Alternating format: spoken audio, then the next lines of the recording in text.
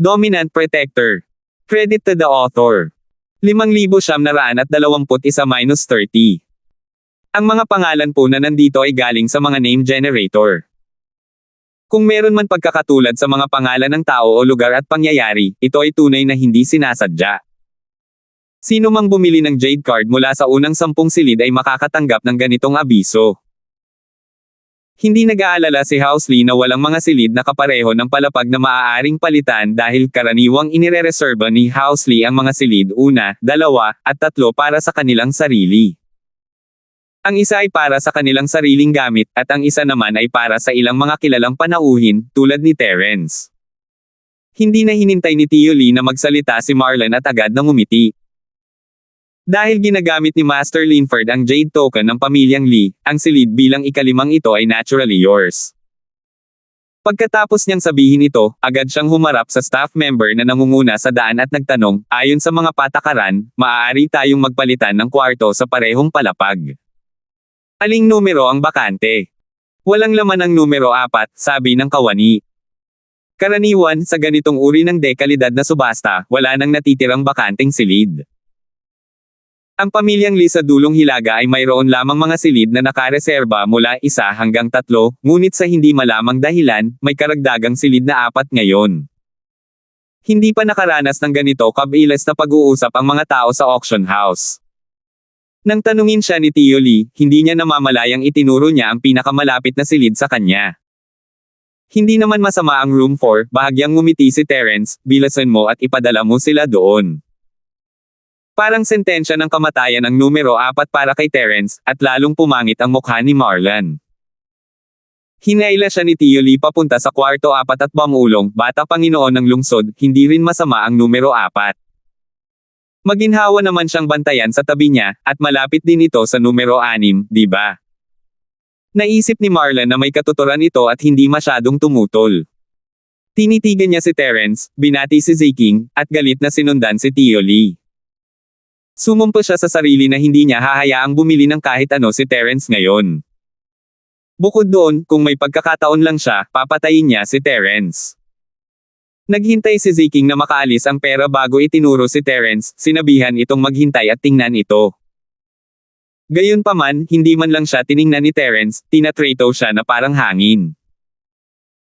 Ang pakiramdam na ito ng pagiging hindi pinapansin ay nagpagalit kay Ziking na sumakit ang kanyang dibdib, ngunit wala siyang magawa tungkol dito, kaya ang tanging nagawa niya lang ay dalhin ang babaeng nasa katanghaliang gulang sa tabi niya sa pribadong silid bilang 6. Kuya Linford, bakit mo kailangang gawin ito?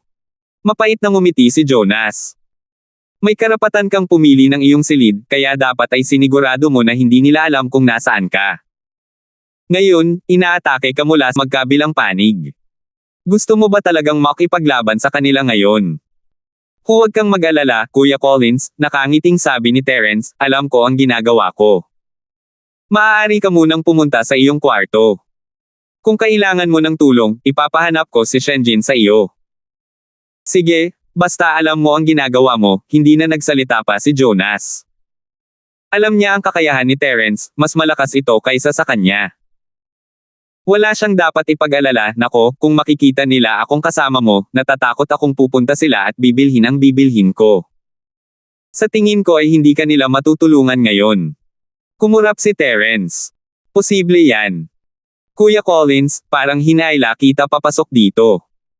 Pero may hangganan ang 2 batang ito sa kanilang mga espiritual na Jade. Matatahimik din sila pagkatapos nilang maubos yan.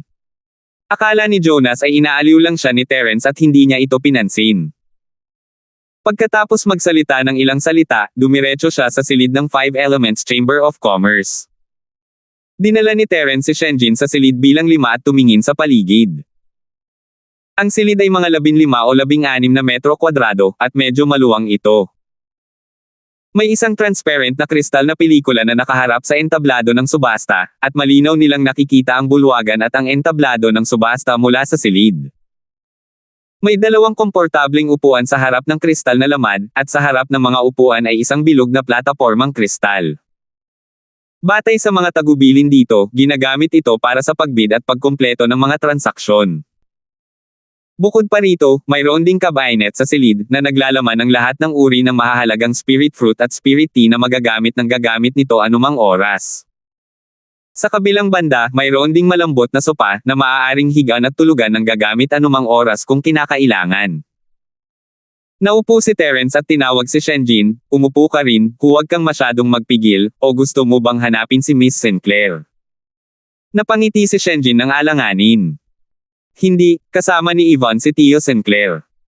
Pag-uusapan natin yan pagkatapos ng subasta ngayon. Habang nagsasalita, kumuha si Shenjin ng isang plato ng mga spirit fruit mula sa cabinet at inilagay ito sa coffee table sa tabi ni Terence. Pagkatapos ay gumawa siya ng spirit tea at umupo sa isa pang upuan pagkaraan ng ilang sandali.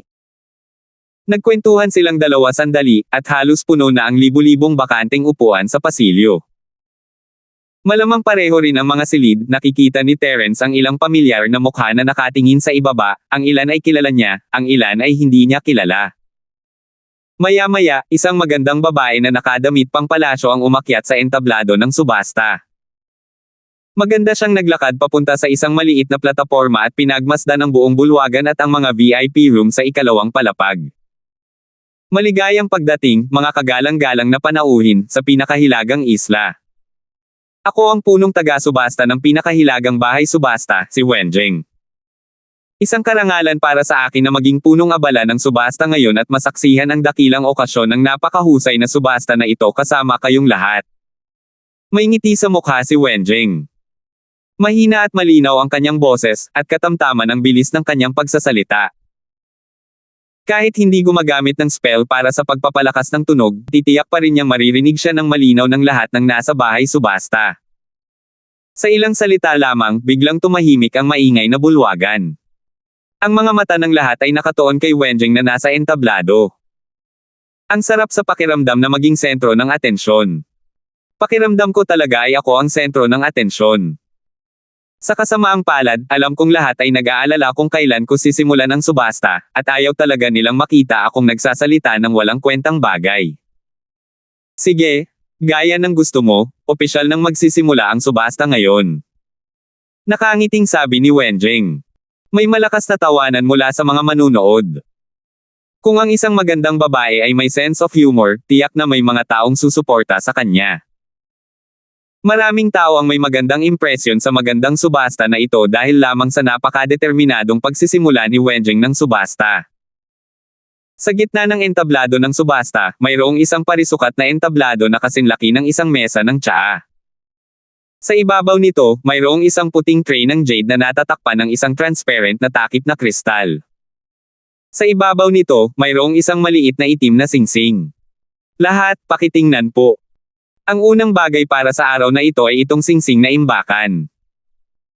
Itinagilid ni Wenjing ang kanyang katawan upang humarap sa kristal na takip at itinaas ang kanyang mga braso.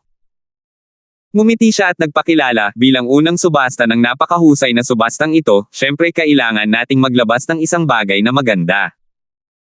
Ang espasyo sa singsing na imbakan na ito ay halos kasing laki ng isang kahon ng subasta.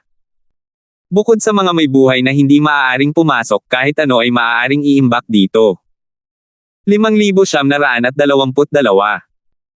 Napuno ng hingal ang bulwagan, wala man lang mga storage bag sa Skyclass Island, lalo na ang mga singsing.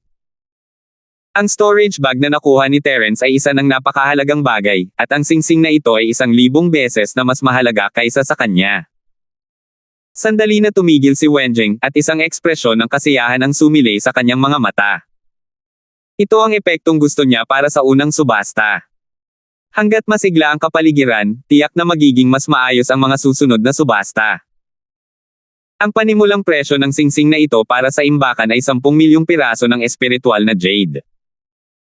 Ang bawat bid ay dapat na hindi bababa sa 500,000 piraso ng espiritual na jade na mas mataas kaysa sa nakaraang bid.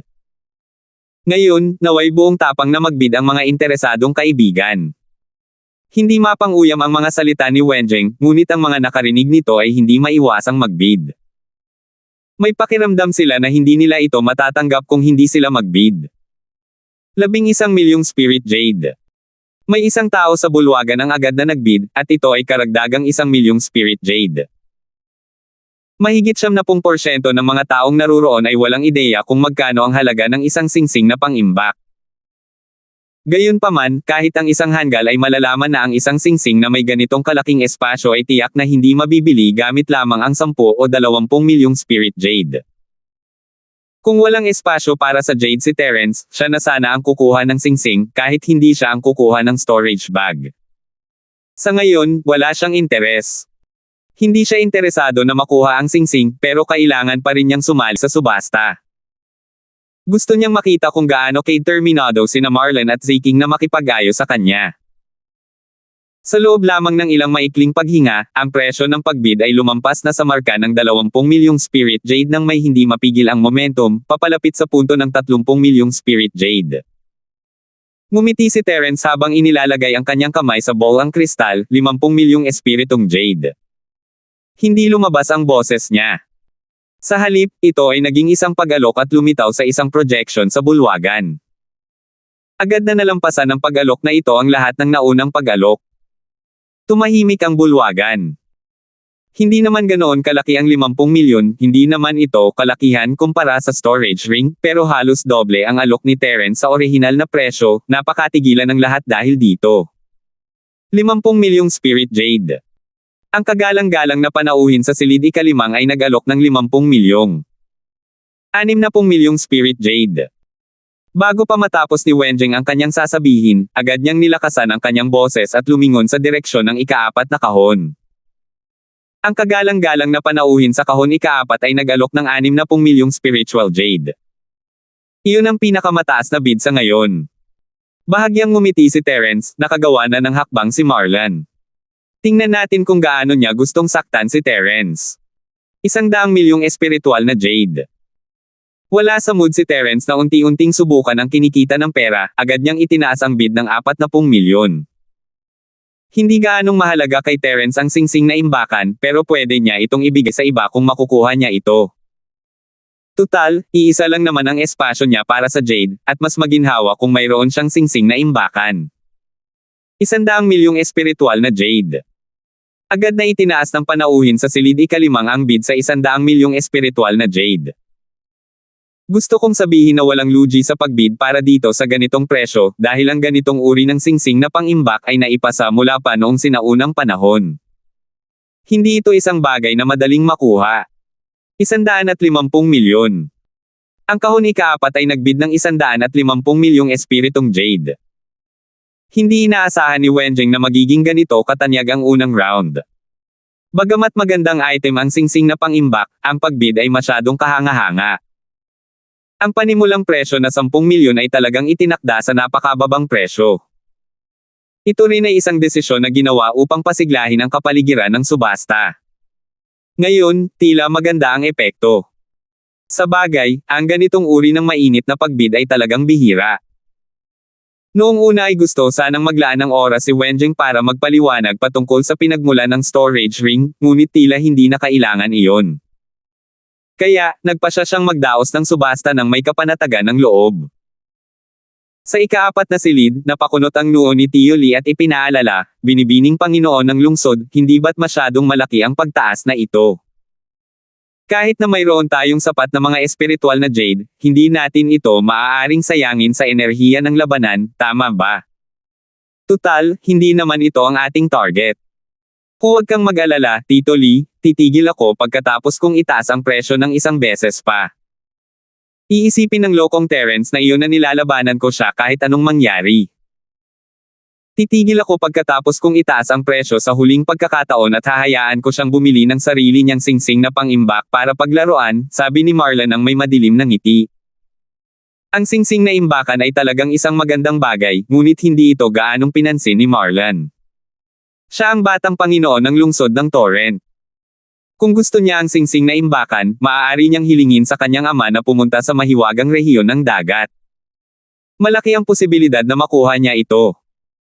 Sa simula, ayaw talaga ni Marlon na makakuha si Terence ng kahit isang bagay, pero ngayon, pakiramdam niya ay magiging interesante kung maaalis niya ang lahat ng spirit jade ni Terence ng sabay-sabay at maging isang manunood mula sa ikalawang round pataas.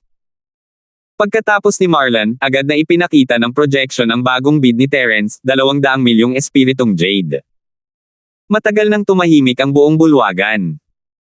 Hindi naman sa hindi kayang bayaran ng singsing na pangimbak ang 200 milyong espiritual na jade, kundi halos walang sinuman sa bulwagan ang kayang kumuha ng 200 milyong espiritual na jade. Kaya naman, ang kompetisyon ay inilipat na ngayon sa mga pribadong silid sa ikalawang palapag. Gayunpaman, dahil sa napakataas na bid, karamihan sa mga pribadong silid sa ikalawang palapag ay piniling maghintay at tingnan. Kung ang singsing na imbakan ay lilito sa pagtatapos ng subasta, maaaring mas mataas ang presyo dahil sa oras na iyon, lahat ng mga bagay sa subasta ay naayos na. Ang mga may dagdag na espiritual na jade ay hindi magagalit na gumastos ng higit pa. Sa ngayon, kakasimula pa lang ng unang round ng bidding, kaya medyo maingat pa rin ang lahat. Maliban kay Marlon. 250 milyong spirit jade. Hindi masyadong inisip ni Marlon ang tungkol dito at agad na inanunsyo ang kanyang huling alok. Tiningnan ni Wenjing ang pinakabagong bid sa projection at inanunsyo, 250 milyong spirit jade. Ang panauhin sa box 4 ay nagbid ng 250 milyong spirit jade. Mayroon bang gustong magbid ng mas mataas? Ang 250 milyong spirit jade sa unang subasta ay talagang magandang presyo. Gayunpaman, hindi pa rin gaanong nasiyahan si Wenjing sa resulta dahil masyadong mabilis ang unang round ng bidding. Kung unti-unting itinaas ang presyo, naniniwala siyang mas mataas pa sana ang presyo, at mas magiging masigla ang kapaligiran. Sa kasamaang palad, tila may ilang uri ng tunggalian sa pagitan ng numero 4 at numero 5, at malinaw na mayroong pakiramdam ng pakikipaglaban sa kanila. 250 milyong spirit jade ang minsang mawawala. 250 milyong spirit jade ang 2 beses mawawala. Bagamat nadama ni Wenjing na sayang ito, ang kanyang profesionalismo ay nagbigay daan sa kanya upang hindi mag-aksaya ng oras. Agad niyang sinimulan ang countdown. Nagulat si Marlon, inasahan na niya na patuloy na magtataas ng presyo si Terence, kaya bakit siya tumigil dito? 5,923. Sa totoo lang, hindi naman lugi ang bumili ng ganito kalaking singsing na may 250 milyong spiritual jade. Malaking bagay talaga iyon. Gayunpaman, hindi natuwa si Chen Dongdong nang maganap ang kasunduan sa ilalim ng ganitong mga pangyayari, dahil hindi nangyari ang mga bagay ayon sa kanyang plano. 250 milyong spirit jade ang 3 beses na dumarating.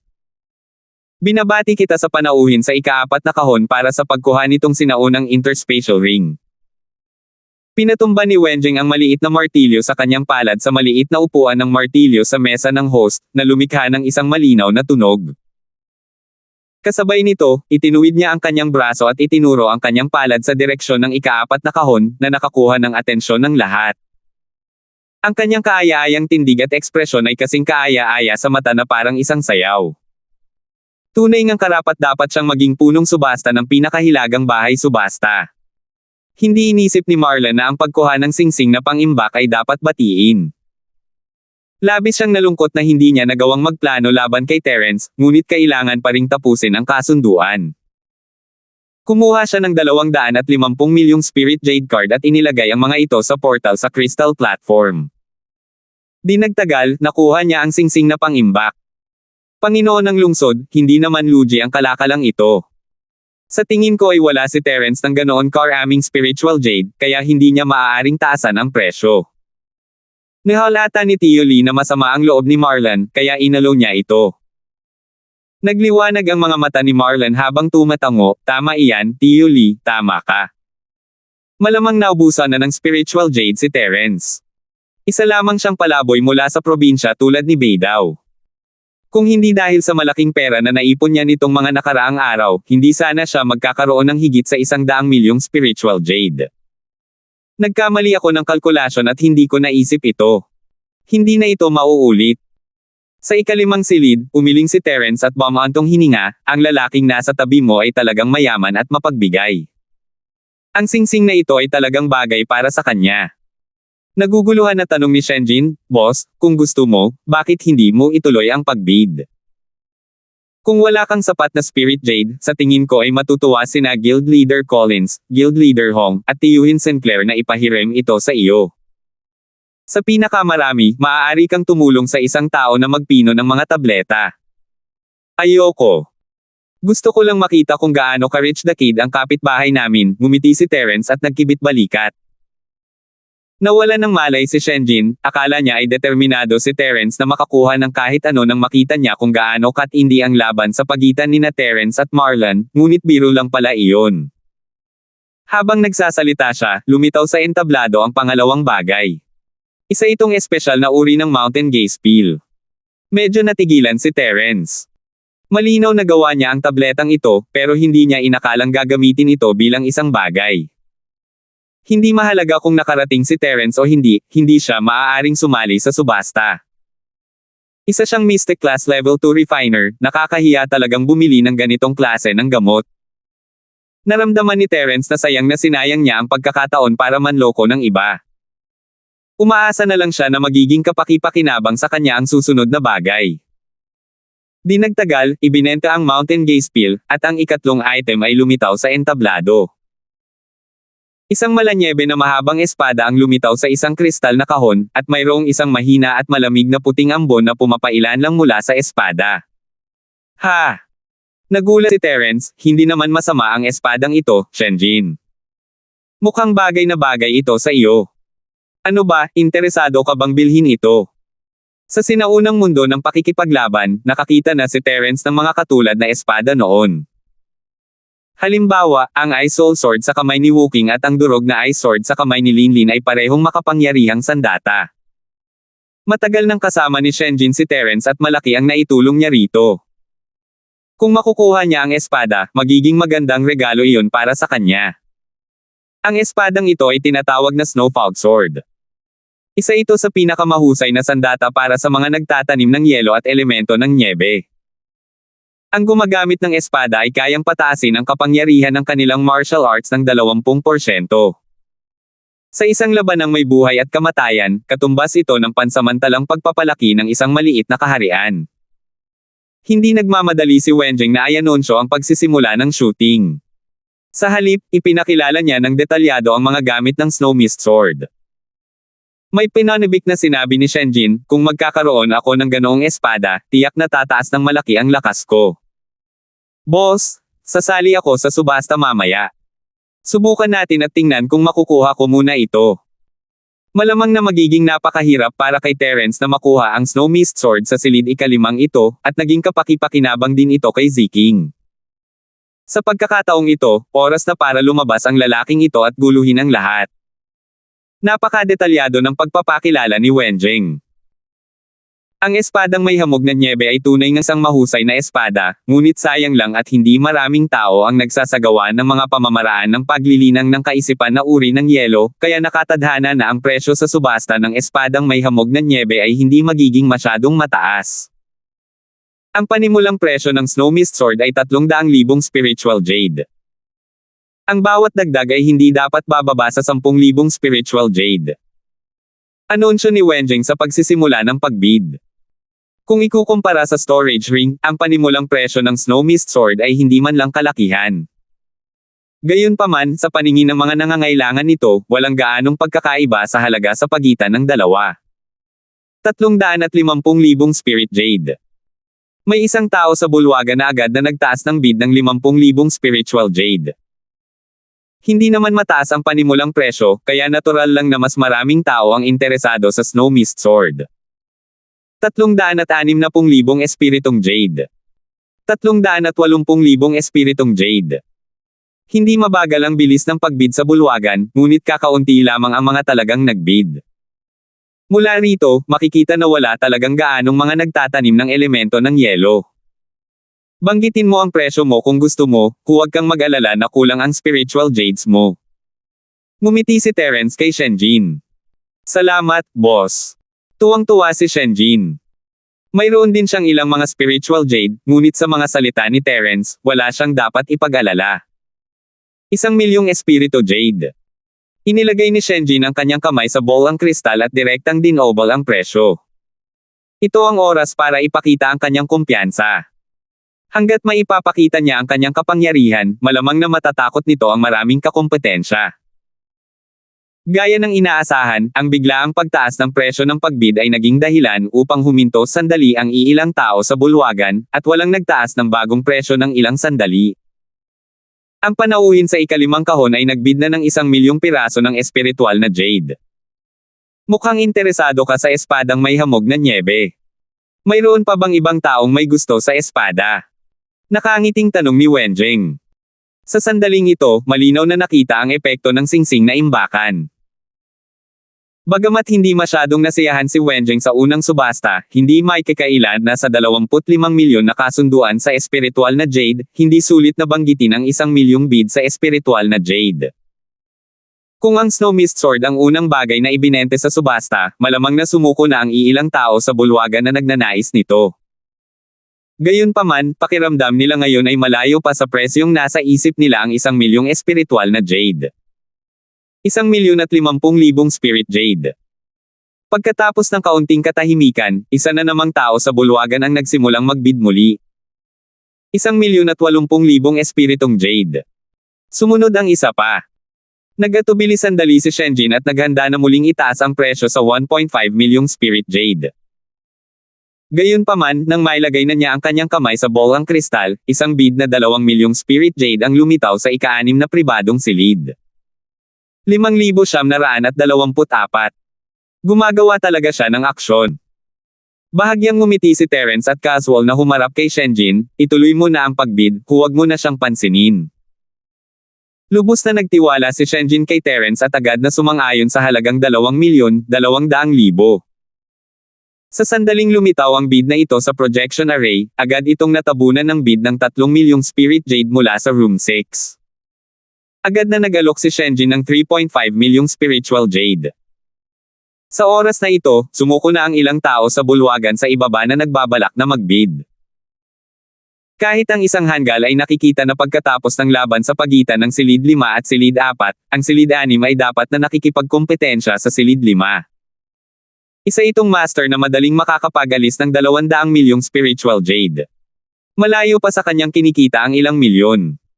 Mas mabuting panoorin na lang ng tahimik ang palabas mula sa gilid. Sa ika-6 na pribadong silid, napangisi si Ziking habang binabanggit ang presyo ng 7 milyong spirit jade, na muling nagdoble sa presyo ni Shenjin.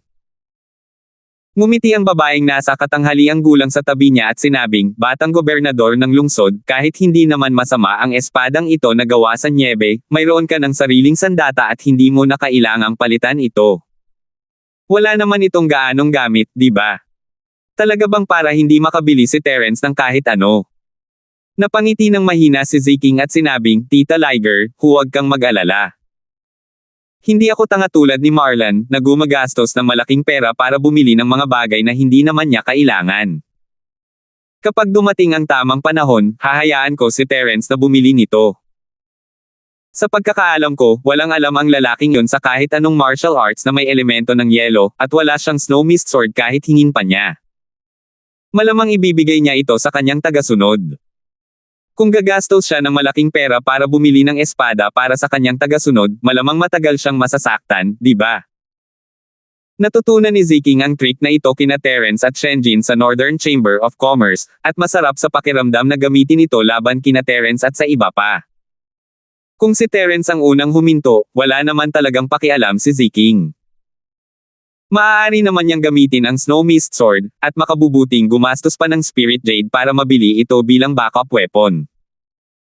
Kaya sa subastang ito, ang inisyatiba ay nasa kanyang mga kamay, at nasa posisyon siyang hindi matatalo. Muling tinawag ni Shenjin ang presyo. Hindi man lang ito tiningnan ni Ziking at direktang tumawag ng isa pang 15 milyon.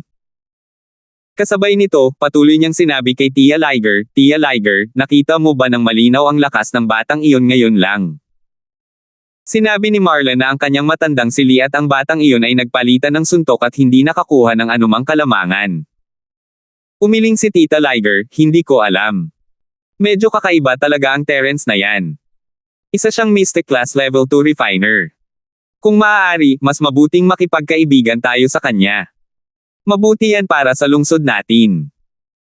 Isa lang itong Mystic Second Level Refiner, umiling si Ziking at ngumiti, hindi naman sa walang kakilala ang tatay ko na Mystic Second Level Refiner mula sa Mystic Seas. Ano ba ang problema? Isa pa, may sama ng loob si Marlon sa batang ito, kaya hindi ko pwedeng baliwalain na lang ang mukha niya, di ba? Tumango si Tita Liger nang walang pakundangan. Alam niya wala nang silbi kung hihimukin pa niya ito, kaya't sumuko na lamang siya. Sa katunayan, sa puso niya, ang isang Mystic Class Second Level Refiner ay hindi maihahambing kay Terence. Huwag na nating pag-usapan kung gaano kahirap para kay Terence na gumawa ng dekalidad na high na pills sa isang araw, ang edad niya lang ay sapat na para pahalagahan ni Tita Liger ang talento ni Terence. Isang batang Mystic Second Level Refiner, paano maihahambing ang sinumang old Mystic Second Level Refiner sa Mystic Sea sa kanyang potensyal sa hinaharap?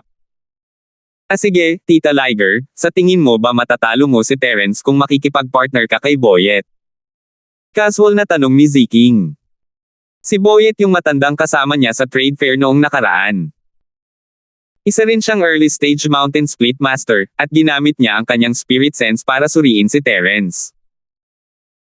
Ayaw ni Tita Liger na sirain ang relasyon nila ni Terence, maliit na alitan lang iyon, at isa itong away sa pagitan ng mga kabataan.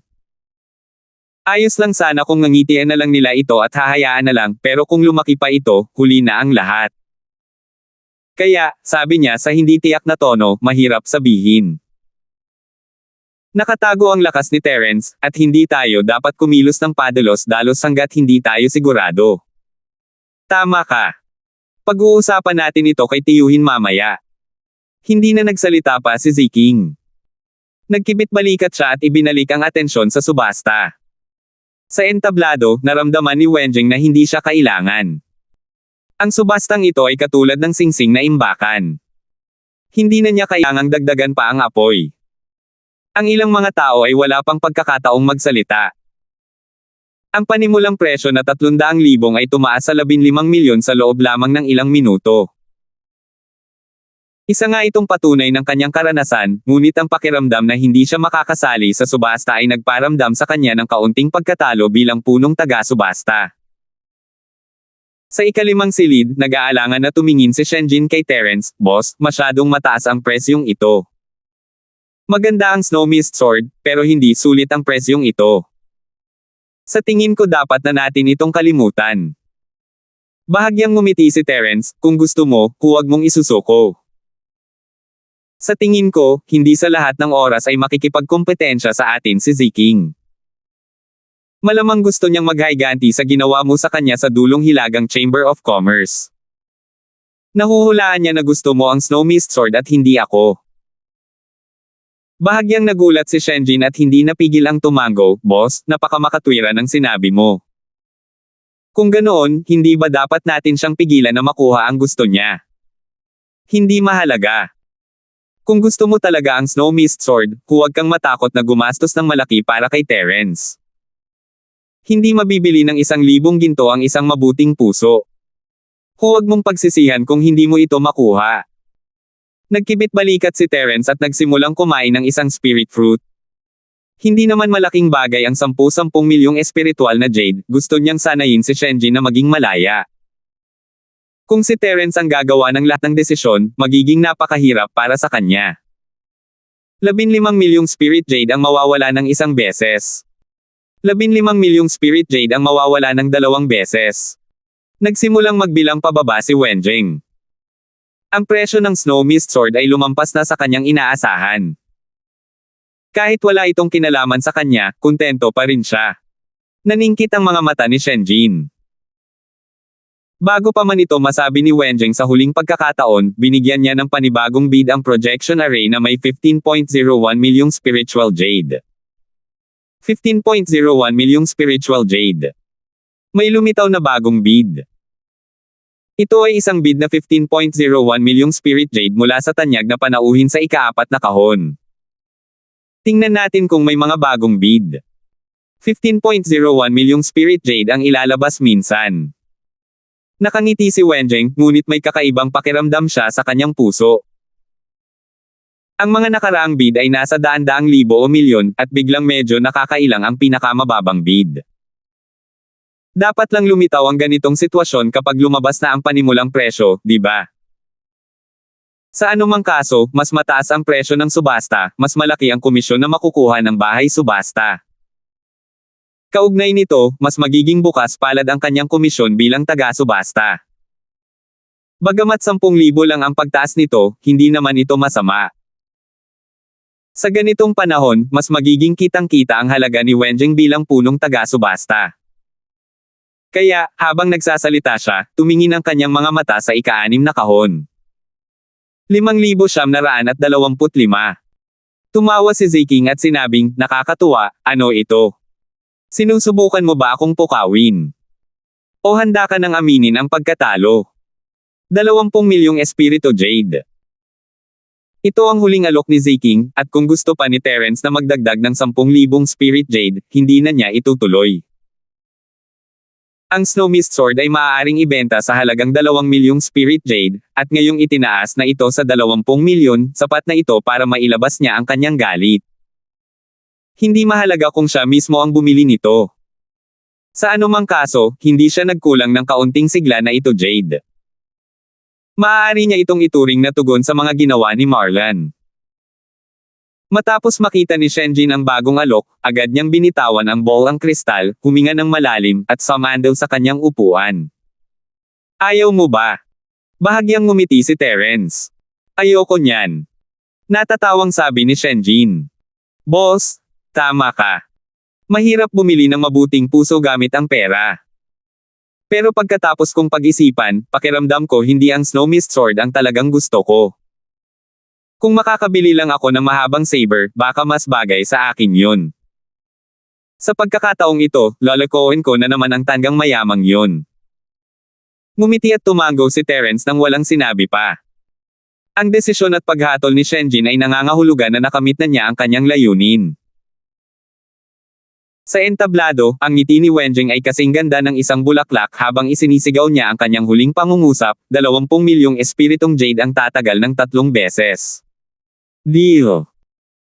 Bumagsak ang maliit na martilyo sa kanyang palad, at umalangaw-ngaw ang malinaw na tunog ng martilyo, na nagpapahiwatig na opisyal nang natapos ang kompetisyon para sa Snow Mist Sword.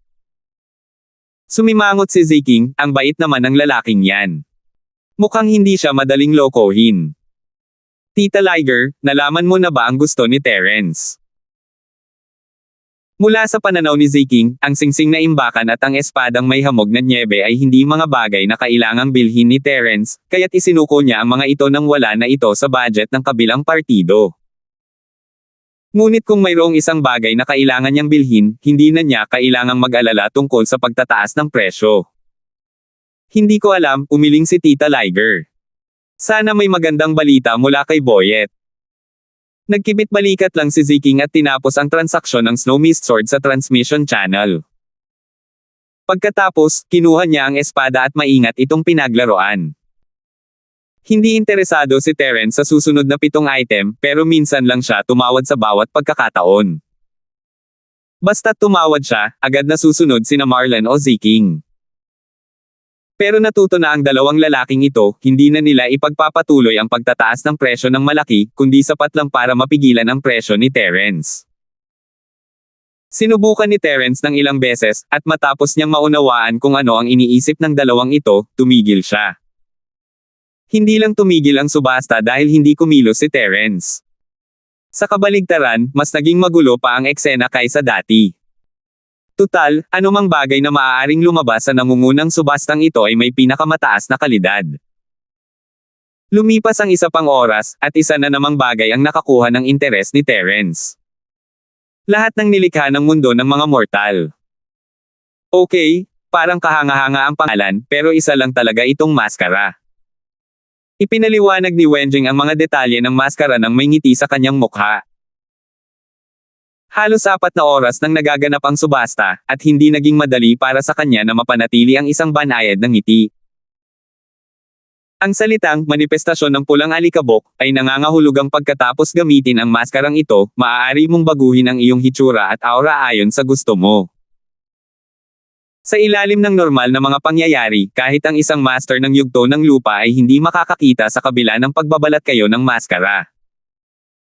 Kung mayroon kang anumang mga kaaway, maaari kang maging panatag gamit ang maskarang ito. Kahit na maglakad ka ng harapan sa kanila, hindi nila malalaman na ikaw ay kanilang kaaway. Gayunpaman, hindi mo maaaring baguhin ang iyong hitsura ayon sa gusto mo. Ang maskarang ito na gawa ng lahat ng nilikha mula sa pulang alikabok ay pinuna sa iba't ibang anyo. Maaari mo lamang piliin ang mga umiiral na, at hindi ka maaaring magbago sa sinumang gusto mo. Ang paliwanag ni Wenjing ay napakadetalyado, at hindi niya sinubukang itago ang anuman. Kung isa itong maskara na kayang magpalit ng mukha ayon sa gusto niya, walang dod ang mas mataas ang halaga nito. Gayunpaman, kahit na maaari lamang itong magpalit sa isang nakapirming template, isa pa rin itong pambihirang kayamanan. Gaya nga ng sinabi ni Wenjing, basta't may isang taong may kaaway na nakakahawak sa maskara, magagarantiya ang kanilang kaligtasan. Interesado si Terence dito dahil marami na siyang nasaktang tao, at mas madali nang gawin ang mga bagay-bagay sa hinaharap kapag suot niya ang maskarang ito.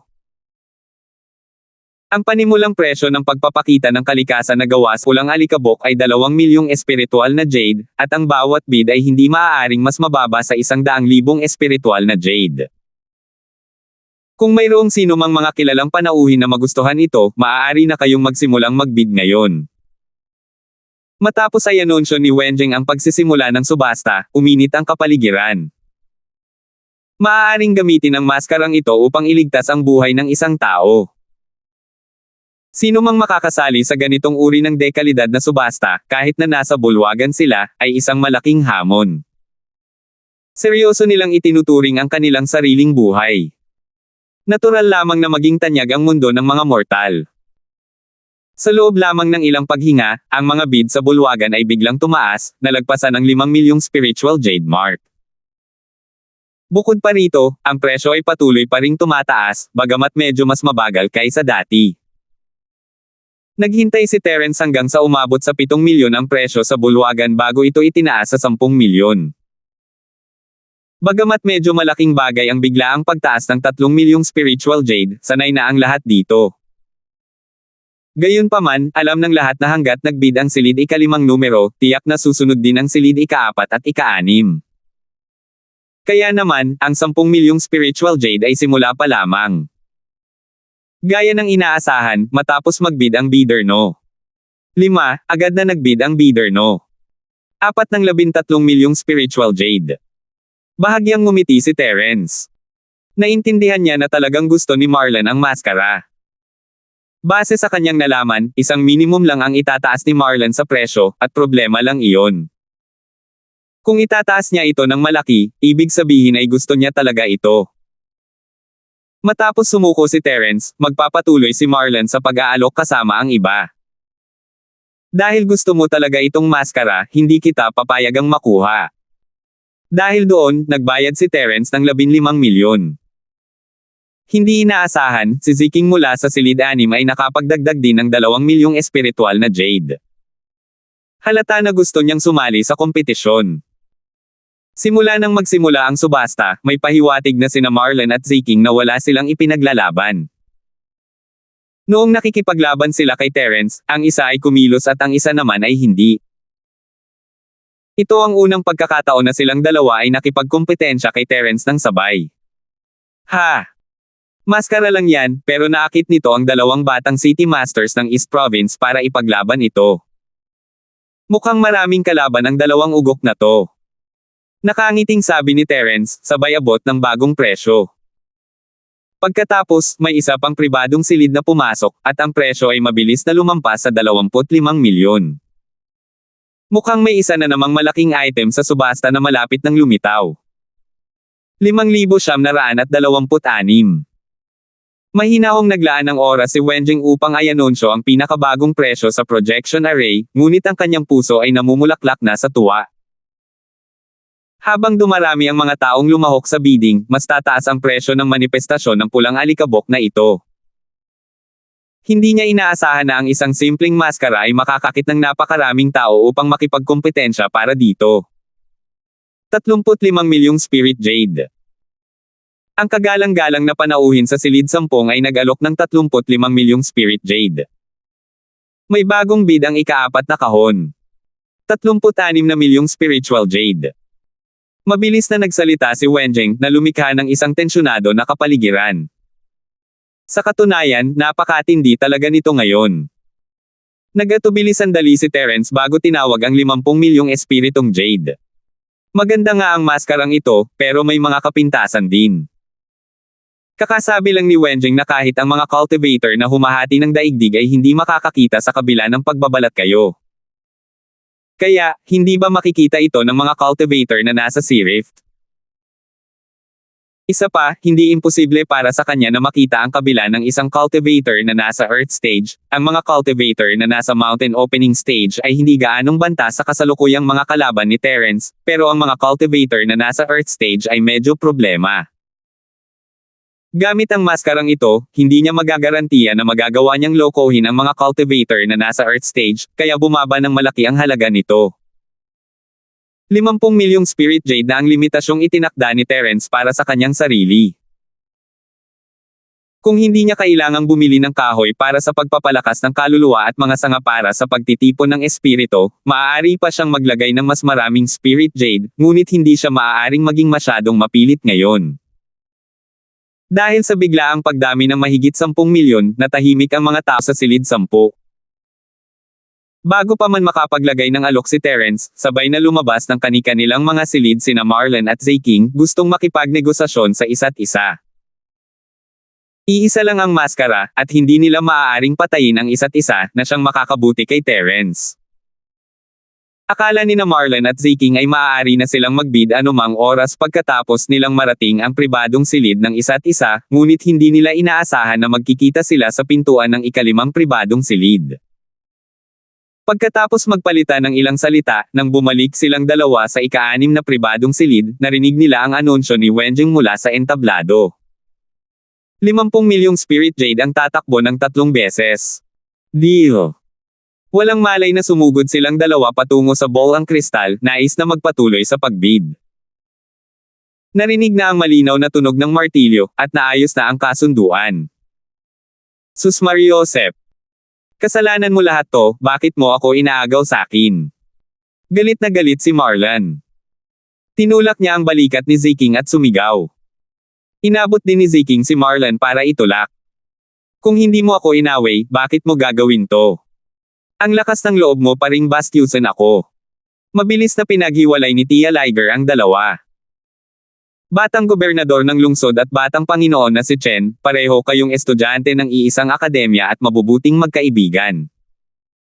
Hindi na kailangang magtalo tungkol sa maliit na bagay na yan. Isa lamang itong maskara. Dahil sa katayuan mo, hindi mo na kailangan ng ganoong bagay. Labis na nalungkot si Zayking. Naisip niya na kung lalapit siya at pag-uusapan ito, mapupunta ang maskara sa mga kamay niya at ni Marlon. Hindi niya inaasahan na kukunin ito ni Terence sa kanya. Sinong gagaw sa kwarto 10 yan? Kung wala kang espiritual na Jade, bakit ka nandito? Hindi ka nga makakabili ng oras. Napakawalang kwentang tao. Tia Liger, bakit hindi mo ako binilhan? Hindi nang ahas si Zayking na sisihin si Tia Liger, ngunit medyo nagreklamo pa rin siya. Ngumiti si Tita Liger. Batang gobernador, kahit maganda ang maskarang iyan, siguradong hindi ito katumbas ng 50 milyong spiritual jade. Masyadong mataas ang presyo, at hindi ito gaanong kapakipakinabang sa iyo, kaya hindi ako makapagdesisyon. Inikat ni Zayking ang kanyang mga mata, at wala nang ibang masabi. Ang swerte naman ng couple na yan ngayon. Zayking, sa tingin ko dapat na lang akong manatili rito para maiwasan ang ganitong sitwasyon na mangyari ulit. Magkasundo muna tayo. Kung may gusto tayong dalawa, bibilhin muna natin. Pagkatapos, pag-uusapan natin kung sino ang kukuha nito. Ang kukuha nito ang magbabayad sa isa pa. Paano? Sabi ni Chen Dongdong na may mala sa mukha. Sige, gawin na natin yan. Hindi alam ni Zayking ang gagawin. Magkapantay ang kayamanan nila ni Marlon, at kung talagang mag-aaway sila, haantong lang ito sa talo-talo. Wala namang mapapala si Terence rito, kaya ito ang pinakamagandang paraan para makipagnegosasyon. Si Terence, na nasa ika-5 silid, ay natigilan din. Handa na sana siyang sumuko, ngunit ang dalawang ugok na iyon ay tumigil sa huling sandali. Pinag-isipan ba nila ng mabuti ang mga bagay-bagay? Kahit ano paman, maganda ang mood ni Terence pagkatapos ng kasunduan. Pinag-aralan niya sandali ang manifestasyon ng pulang alikabok at isinuot ito. Kasing nipis ng pakpak ng sikada ang maskara, pero napakalambot nito. Walang kakaibang pakiramdam nang ilagay niya ito sa kanyang mukha, at nang tuluyan itong magkasya, natural na nakaramdam ng marka ang espiritu ni Terence sa maskara. Kailangan niyang pinuhin ang markang ito bago niya magamit ang maskara. Ang mundo ng mga mortal ay talagang hindi simple. Hindi ito isang pangkaraniwang bagay. Labis ang tuwa ni Terence. Ipinadala niya ang kanyang espiritu sa marka at sinimulan itong pinuhin. Dito na ipakita ang mga benepisyo ng pagkakaroon ng malakas na espiritu.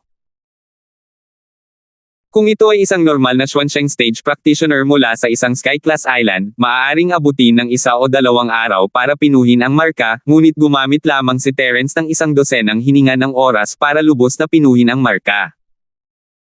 Pagkatapos ng pagpipino, mayroong daan-daang iba't ibang mukha sa kanyang espiritual na kahulugan.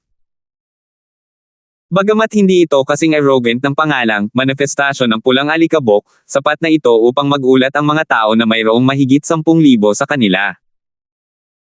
Biglang pumili si Terence ng mukha ng isang lalaking nasa katanghaliang gulang, at agad na nagbago ang hugis ng kanyang mukha. Hindi lang iyon, medyo naging mas mataba rin ang kanyang katawan, at ang aura sa paligid niya ay ibang-iba.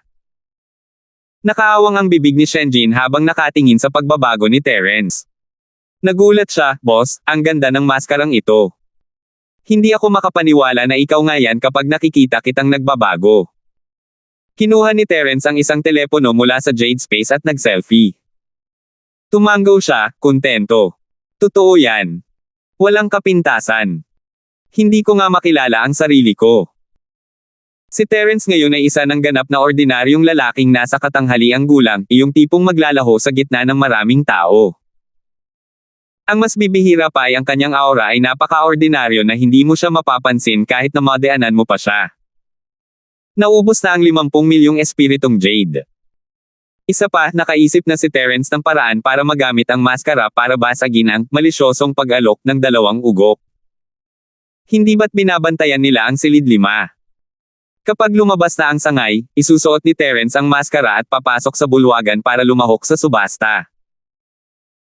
Hanggat makikipagtulungan si Shenjin sa kanila sa silid at magbid para sa ilang mahahalagang bagay, may tatago niya ito mula sa 2 ugok na ito. Matapos iligpit ang maskara, ngumiti si Terence. Hindi ako pumunta rito para sa wala. Sa maskarang ito, mapalad ako na nakakuha ako ng isang bagay na maganda. Iniisip ko kung ano pa bang magagandang bagay ang ibebenta sa subasta ngayon. 5,927. Tumawa rin si Shenjin at sinabing, "Boss, dapat ang singsing na pang-imbak na iyan ang pinakamagandang bagay sa unang araw ng subasta. Gayunpaman, maaaring may isa pang mahalagang bagay sa huli. Maaaring hindi ito mas mababa kaysa sa singsing na pang-imbak." Sayang at hindi inanunsyo ng auction house ang mga detalye ng mga bagay ng maaga. Ngumiti si Terence at tumango, syempre hindi nila iaanunsyo ng maaga. Kung iisa lang ang subasta, mainam na iaanunsyo muna, pero tatagal lang ng ilang araw ang subastang ito. Kung iaanunsyo nila ang katalogo araw-araw, maraming tao ang maaaring hindi pumunta.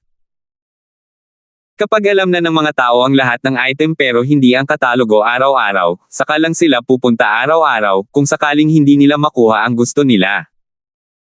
Marahil sa huling araw pa lamang nila mahihinuha kung ano ang isusubasta. Gayunpaman, sa oras na iyon, ang mga natitirang item ay dapat na ang katapusan ng katapusan. Walang sino man ang hindi makakadalo sa subasta sa huling araw. Habang nag-uusap ang dalawa, patuloy pa rin ang subasta. Lahat ng uri ng kayamanan at mga bihirang bagay ay isa-isang ibinebenta. Hindi na nagpatuloy si Terence sa pagbid, ngunit hindi niya maiwasang mapabuntong hininga. Ang subastang ito ay talagang isang napakataas na antas. Akala niya noong una ay sapat na ang 100 hanggang 200 milyong spiritual jade na nasa kanyang mga kamay para i-bid ang soul gathering branch at ang soul nurturing wood. Sa kasamaang palad, matapos masaksihan ang grand auction, napagtanto niya na hindi sapat ang dami ng spiritual jade na ito. Bukod sa unang bagay, ang singsing na pang-imbak, na nagkakahalaga ng 250 milyong Spirit Jade, may isa pang deal na nagkakahalaga ng mahigit 100 milyon. Mayroong halos 10 deal na nagkakahalaga ng 10 milyon, at wala sa mga ito ang mas mababa sa 1 milyon. Umaasa na lamang si Terence na makakakuha siya ng mas maraming Spirit Jade mula sa subasta gamit ang kanyang mga kanayan sa alchemy. Kung hindi, kakailanganin niyang gamitin ang ilan sa kanyang mga elixir upang ipagpalit sa Spirit Jade. Hindi namamalayan, dumilim na ang kalangitan. Pagkatapos ng isang buong araw ng subasta, kahit hindi pagod ang mga magsasakang ito sa pisikal na aspeto, pagod naman sila sa pag-iisip. Sa wakas ay opisyal nang lumabas ang huling subasta sa unang araw. Ang huling item ngayon ay isa ring kayamanan na naipasa mula pa noong sinaunang panahon. Walang paraan para gayahin ito sa Sky Class Island ngayon, pakitingnan mo. Pinanatili ni Wenjing ang kanyang ngiti at itinuro ang kristal na takip.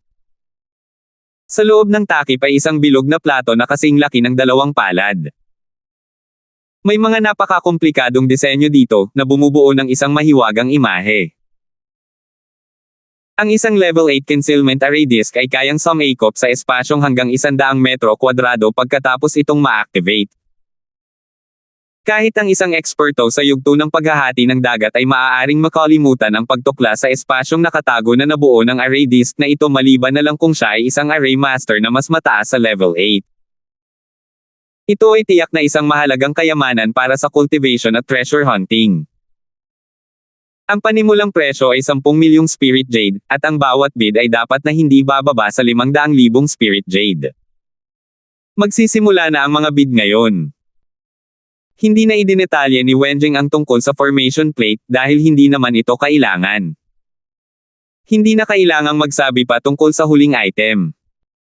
Bukod pa rito, isa itong high-level array disk na naipsa mula pa noong sinaunang panahon.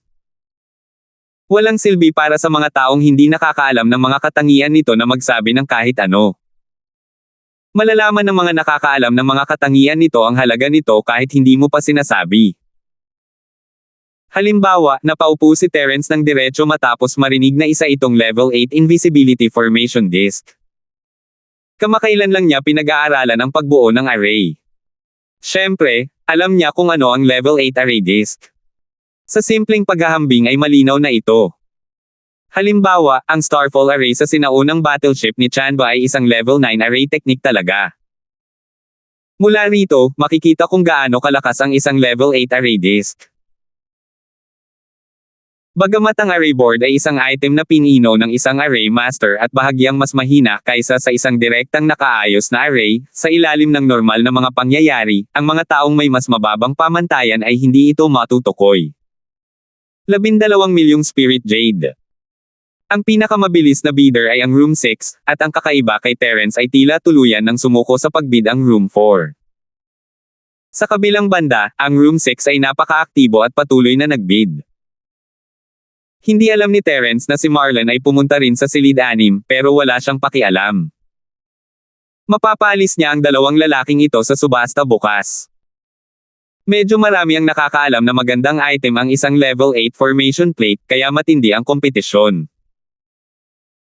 Ganito rin ang ideya ni Terence, pero kailangan pa rin niyang itabi ang kanyang Jade para sa Soul Nurturing Branch at Soul Gathering Branch. Maaari na lamang siyang maging isang manunood muli. Sa ilalim ng sadyang patnubay ni Wenjing, ang presyo ng bid ay tumaas ng ilang minuto lamang, halos walang tigil na lumampas sa 100 milyong marka. Ang huling presyo ay 136 na milyong espiritual na Jade, at napunta ito sa silid-anim. Mga kagalang-galang na panauhin, dito na nagtatapos ang subasta ngayon. Hihintayin namin ang lahat na bumalik bukas ng sabay-sabay. Salamat! Yumuko ng elegante si Wenjing sa entablado. Opisyal nang natapos ang unang araw ng subasta. Nang umalis si Terence kasama si Shenjin, nakita niya sina Marlon at Ziking na papalabas ng silid-anim.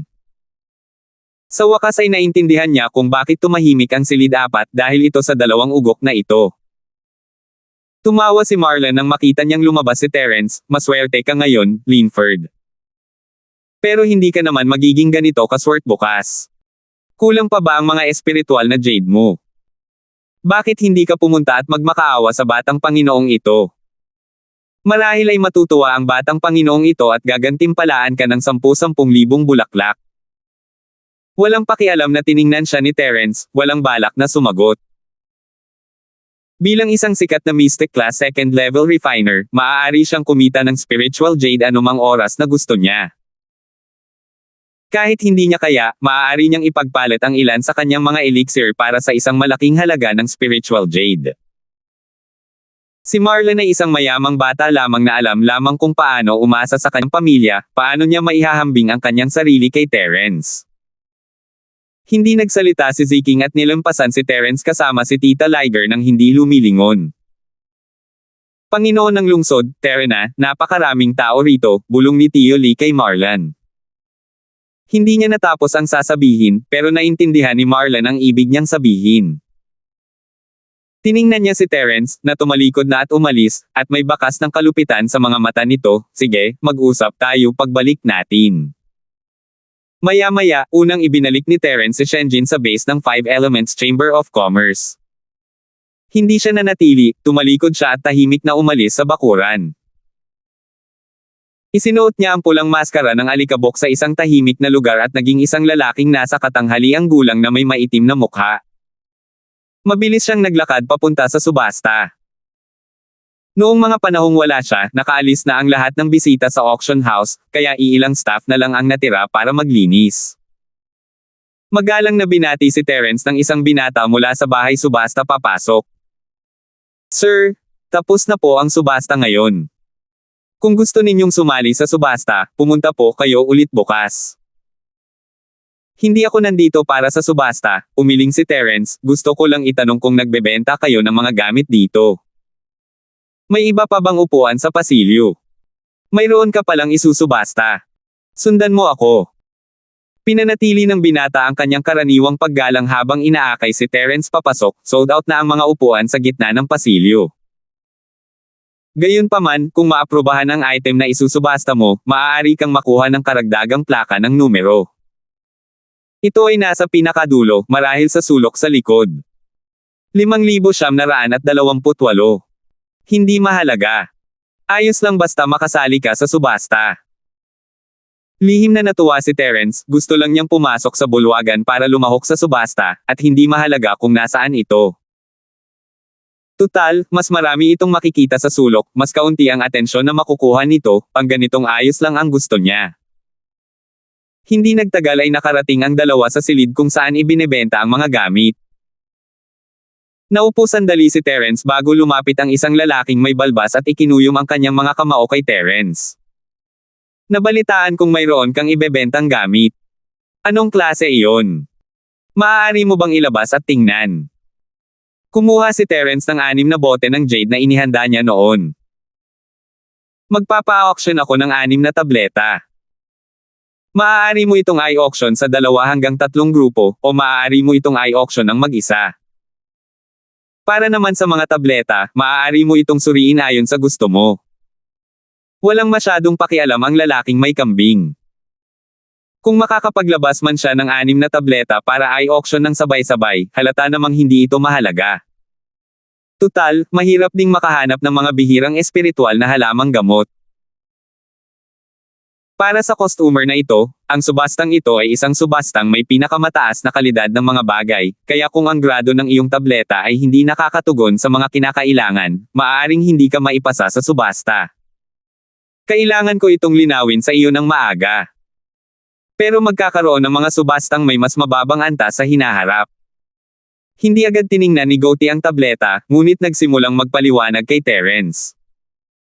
Naiinip na sabi ni Terence, malalaman mo kung kwalipikado ako o hindi kapag tiningnan mo. Kung hindi ito gumana, hindi ako pupunta sa set. Hindi kita masisisi. Nabulunan ng lalaking may kambing at tanging tango lang ang nagawa sa kahihiyan. Sumasobra na ang nasabi ko. Tingnan natin kung anong magandang bagay yun. Napabuntong hininga si Terence at hindi na nagsalita pa. Bahagyang nanghihina ang maitim niyang mukha.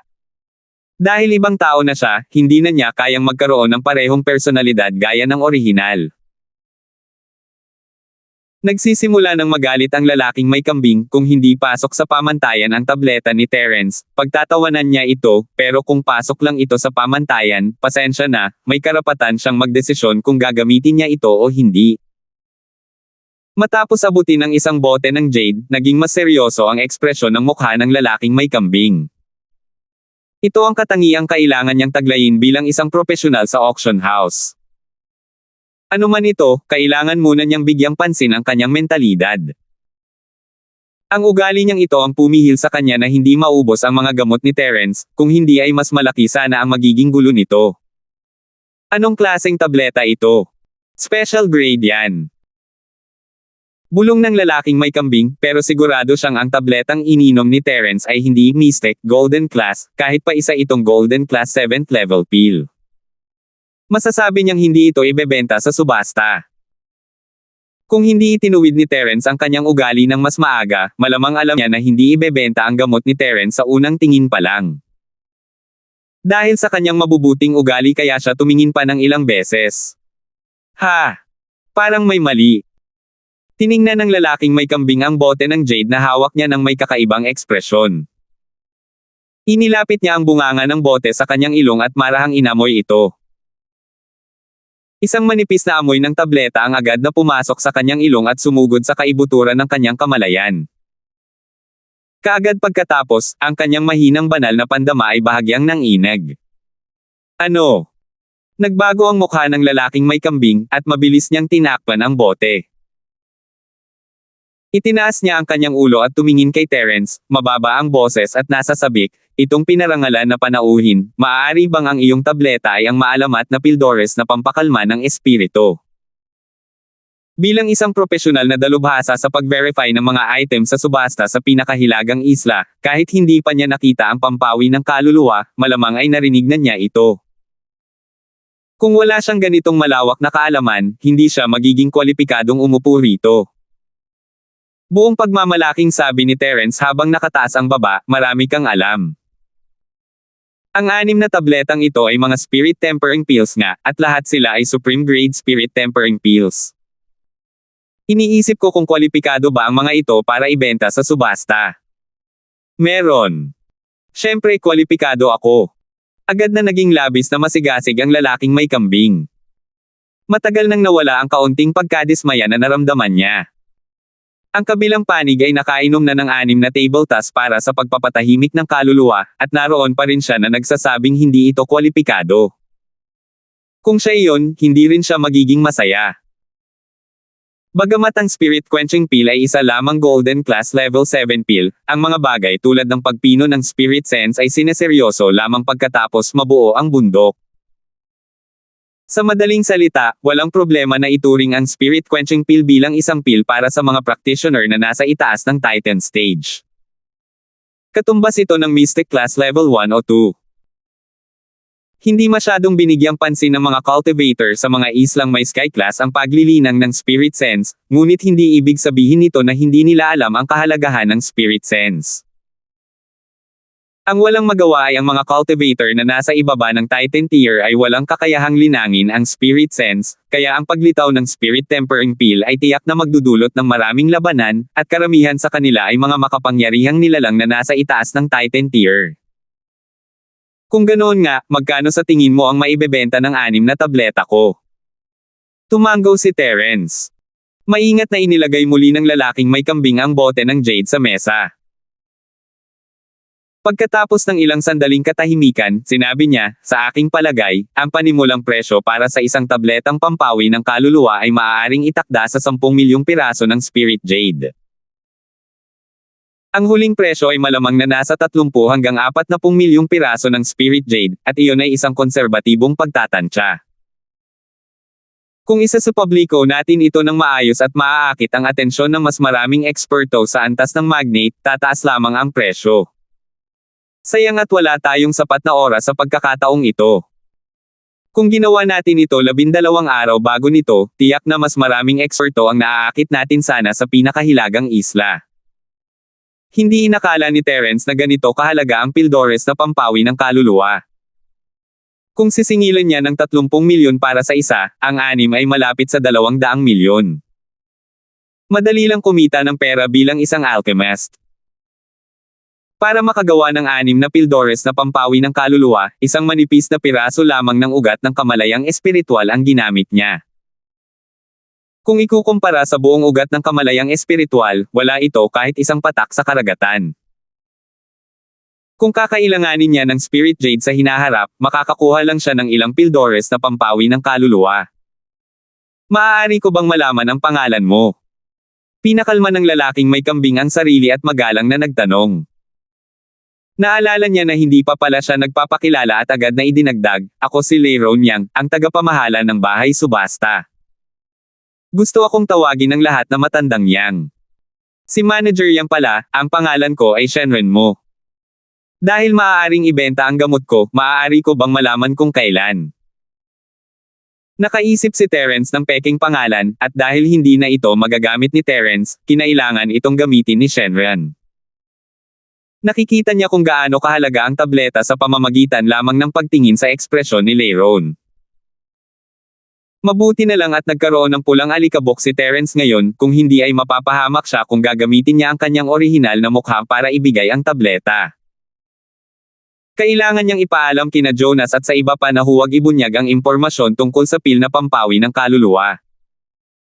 Ngumiti si Leiron habang kinukuha ang isang registration form at iniabot ito kay Terence. Hindi ko alam kung kailan ang subasta, pero sa tingin ko mas mainam na ilagay ang tableta sa huling araw. Sa ganoong paraan, magkakaroon tayo ng mas maraming oras para i-promote ito at makakuha ng magandang presyo. 5,929. Ibinalik ni Terence ang form kay Leiron, sinenyasan itong punan ito. Nagtanong siya, Manager Yang, paano kung may gusto akong bilhin pero wala akong sapat na spiritual jades? Alam mo, dahil dito kaya ako kumuha ng spirit tempering pill. Ngumiti si Leiron nang walang pakialam at kinuha ang form. Mabilis niya itong tinapos at ipinakita kay Terence. Matapos masigurong walang problema, nagpatuloy siya, ayos lang yan. Kuya mo, mayroon kang 6 na soul-quenching pill sa aming auction house, kaya kung kailangan mo ang mga ito, maaari mo munang ibid ang mga ito.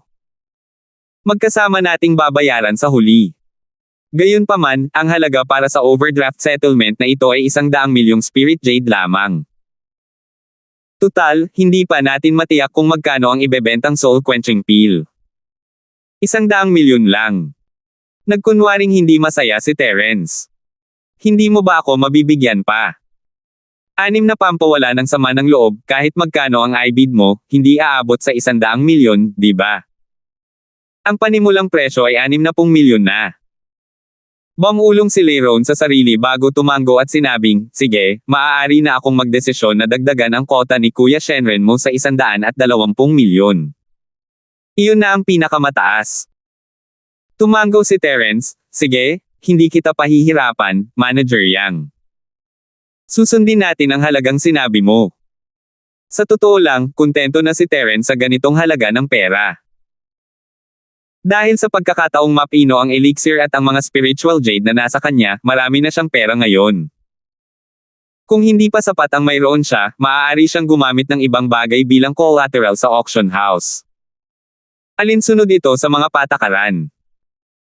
Sige, Manager Yang, wala pa rin akong plaka ng sasakyan para sa subasta.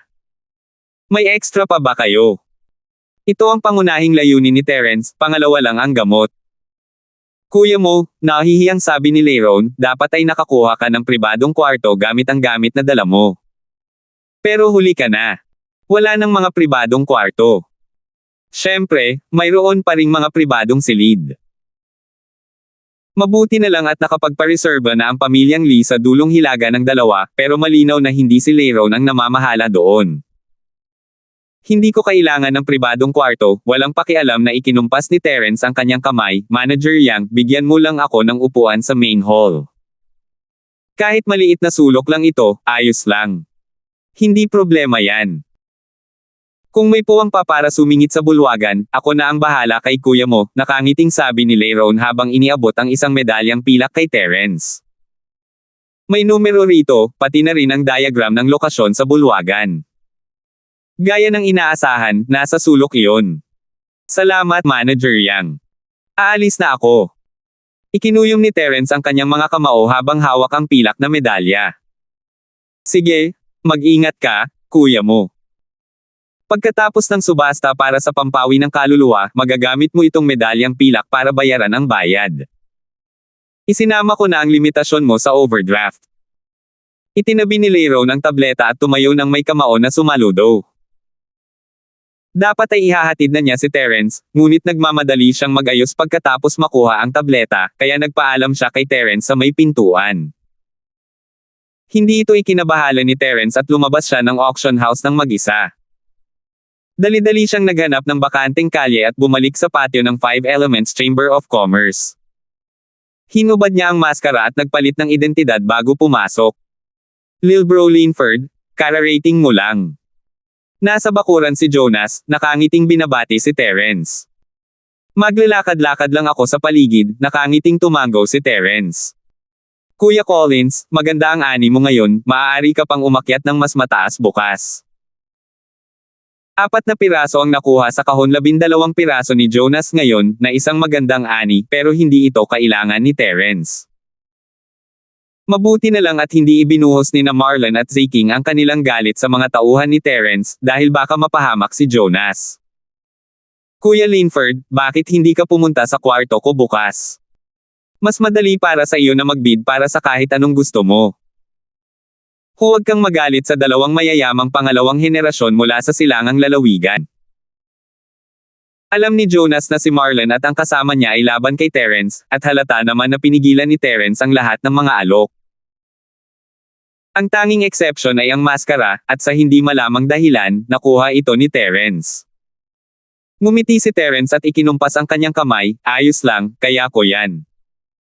Masama kung pupunta ako sa kwarto mo at gagawin kitang target. Tutal, ikaw naman ang kumakatawan sa 5 elemento ng Chamber of Commerce ngayon. Kung kailangan ko ng tulong mo, pupuntahan kita. Sige, kung may kailangan ka, pwede mo akong hanapin anumang oras. Tumango si Jonas at hindi na nagsalita pa. Napagdesisyonan na niya na kung kinakailangan, ipaglalaban niya ang sangay ng pagtitipon ng mga espiritu. Kailangan niya itong makuha para kay Terence kahit ano pa ang mangyari. Naalala ni Terence ang tungkol sa pampawi ng kaluluwa at nagpas siyang magpadala ng mensahe kay Jonas. Matapos tumango ang huli, kumaway siya pabalik sa kanyang silid ng nakangiti. Kasabay nito, sina Marlon at Ziking ay nagtipon sa ibang lugar. Bukod kina Tio Lee at Tia Liger, ang matandang lalaki, si Boyet, na dumalo na sa perya ni Ziking dati, ay naruroon din. Little Marlon, may narinig akong balita mula sa aking ama, kaya hiniling ko sa iyo na sumama at makinig dito kasama ko. Inanyayahan ni Ziking sina Marlon at Tio Hinley na umupo pagkatapos ay nakangiting sinabi. Lumingon si Marlon kay Boyet at magalang na nagtanong, Tio, ano ang nalaman mo? Tiningnan ni Boyet si Marlon ng walang pakialam na ekspresyon at ikinuyom ang kanyang mga kamao. Young Master Marlon, si Terence ay nakatira sa base ng 5 elemento ng Chamber of Commerce. Sinamantala ko ang subasta ngayon at dinukot ang isang manggagawa ng Chamber of Commerce. Gumamit ako ng ilang mga panlilinlang at nalaman ko kung ano ang makukuha ni Terence sa pinakahilagang isla. Nagliwanag ang mga mata ni Marlon. Ayaw niyang malaman kung paano nalaman ni Bo ang balita, basta't alam niya ito, ayos lang sa kanya. Ano iyon? Hindi siya pinanatili ni Boyet sa kaba at direktang sinabi ng may katiyakan, sangay na nagtitipon ng espiritu. Sanga talaga ito ng pagtitipon ng mga espiritu. Ang lalaking ito ay may matalas na mata. Tumawa ng malakas si Marlon. Ang sanga ng pagtitipon ng mga espiritu ay isa sa mga pangunahing item sa subastang ito, at alam iyon ng lahat ng kalahok. Noong una ay hindi siya interesado rito, ngunit dahil determinado si Terence na makuha ito, kinailangan niyang pahirapan ang mga bagay para sa kanya. Humigop si Ziking ng spirit tea at ibinaba ang tasa. Maingat niyang sinabi, Little Dong, sinabi na sa akin ni Tita Liger dati na mas makabubuti kung magiging maayos ang relasyon natin ni Terence, pero kahit hindi natin kaya, hindi natin siya dapat masyadong masaktan. Tutal, isa siyang Mystic Class Level 2 Refiner, medyo maimpluwensya siya. Ano sa tingin mo? Anong ibig mong sabihin? Bahagyang nagulat si Marlon. Inamin niya ang pagkatalo ng ganoon na lang. Kung natatakot ka kay Terence, ayos lang, ako na mismo ang gagawa. Natatakot? Kailan pa ako, Ziking, natakot? Mayabang na tumawa si Ziking, saka sumulyap kay Tio Lee. Mahina niyang tinapik ang tasa habang sinasabing, ang ibig kong sabihin ay, dahil masasaktan natin si Terence, patayin na lang natin siya. Tama si Tia Liger, medyo mahirap magkaroon ng Mystic Second Level bilang kaaway, mas mabuting humanap ng pagkakataon para matapos na ito ng tuluyan. 5,930. Magaling. Ziking, hindi mo talaga ako binaygo. Hinampis ni Marlon ang mesa at tumawa ng malakas. Sa halip na hayaan si Terence na ubusin ang mas maraming Spirit Jade, mas mabuting patayin na lang niya ito.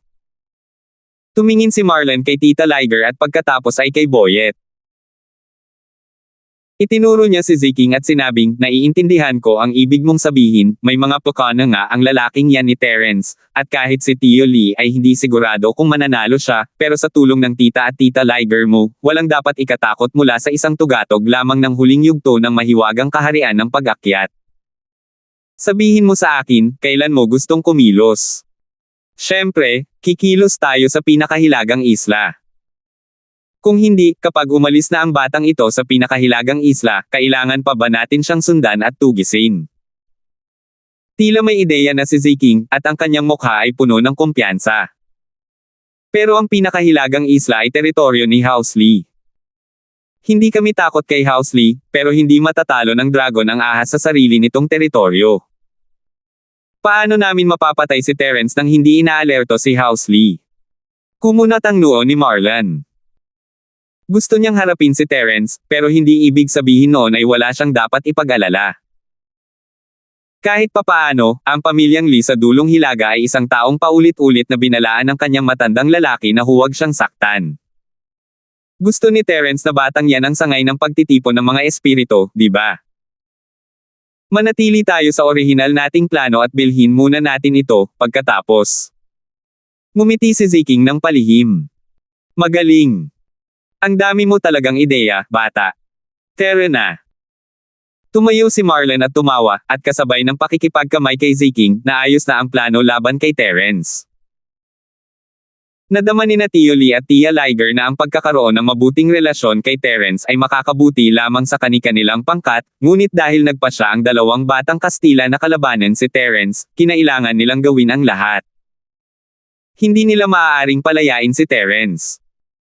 Dahil nasaktan nila ang isang henyo, hindi na nila siya mabibigyan ng oras para lumago. Kung hindi, mapapanood na lang nila siyang lumakas ng paunti-unti at saka naman sila papatayin. Paalis na sana si Marlon kasama si Tio Lee nang bigla siyang may naisip. Humarap siya kay Ziking at sinabing, kung kakalabanin natin si Terence, pwede rin nating gamitin ang ugok na si Bradley. Kaaway din siya ni Terence, ano sa tingin mo? Bradley. Ano pa ang silbi niya? Mabuti na lang at hindi niya sinisira ang mga bagay-bagay. Noong nasa silangang lalawigan sila, si Bradley ay isa lamang tagasunod ng mayayamang ikalawang henerasyon.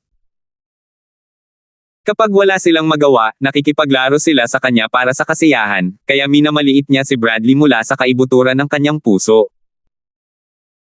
Ganito sinubukang kumapit sa kanya ng mga taong wala sa iisang bilog, kaya hindi masisisi si Ziking sa pagmamaliit sa kanya. Hindi. Umiling si Chen Dongdong, hindi naman sa nag-uudyok ng gulo. Matagal nang kasama ni Terence ang lalaking iyon, at tutol ang pamilya niya kay Terence sa gitnang isla. Malaking tulong kung may kakilala siya, di ba? Sige, ikaw ang bahala. Huli na ang lahat ngayon. Kakausapin natin siya pagkatapos ng subasta bukas. Ikinumpas ni Ziking ang kanyang kamay at ayaw nang ipagpatuloy ang pag-uusap tungkol kay Bradley. Tumanggaw si Marlon at umalis kasama si Tito Lee. Sa likod ni Ziking, nagkatinginan sina Tita Liger at Boyet at mapait na ngumiti. Kung gusto nilang magplano laban sa isang tao, paano nila masasabing huli na ang lahat ngayon? Dapat ba siyang matakot na ang isang mahabang gabi ay magdudulot ng mas maraming gulo, hindi ba? Mas detalyado ang plano, mas maliit ang posibilidad na magkaroon ng anumang pagkakamali. Ang batang Panginoon ng lungsod na ito ng kanyang pamilya ay wala pa ring gaanong karanasan. Mabuti na lang at maayos ang naunang plano. Kahit hindi sumali si Bradley, hindi rin ito mahalaga, kaya hindi na lang nagsalita ang dalawa. Kinabukasan, hindi na hinintay ni Terence na gisingin siya ni Shenjin. Pagdating ni Shenjin sa patio, sinundan siya ni Terence palabas. "Boss, ang aga mo naman." Magalang na ikinuyom ni Shenjin ang kanyang mga kamao at yumuko, sabay ngiti. "Tama, Terence, maaga na tayo ngayon. Hindi na natin kailangang hintayin si Kuya Collins." Tumanggaw si Terence. Kakabukas lang ni Jonas ng pinto at narinig ang mga salita ni Terence. Tumigil siya at ngumiti. "Lil Bro Linford, iiwan mo na ba ako at aalis ka ng mag-isa?"